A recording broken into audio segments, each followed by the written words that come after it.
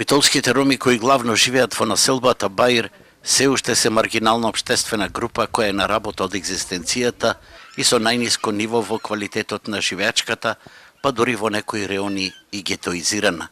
Денеска традиционално со песна и игра на плоштадот Магнолија го одбележа светскиот ден на ромите 8 април, но си ги кажа и маките во какви услови живеат на битолската периферија. Нема вода, нема канализација, нема струја, зимно време ја кина струјата. Да се направи нешто патишта, да се направи канализација, кај што нема некои работи, то ни фали. И вработување најпак ни фали на ромите. Истото го мислат и активистите од граѓанските организации што ги застапуваат интересите на ромите и се борат за нивна поголема инклузивност во заедницата.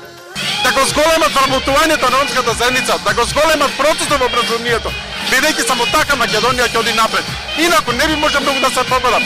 Ако ме прашакате за декадата на ромите беше само злоупотреба кон граѓаните од ромската заедница. Во 21 век ние знаете се уште живееме во рурална средина на која што нема вода и канализација, особено во делот на населба Петочна вода и делот на Љубоно, на кој што ние долги години наназад укажуваме. Според официјалните статистики, во Битола има над 3000 роми, а тие велат дека се двојно повеќе.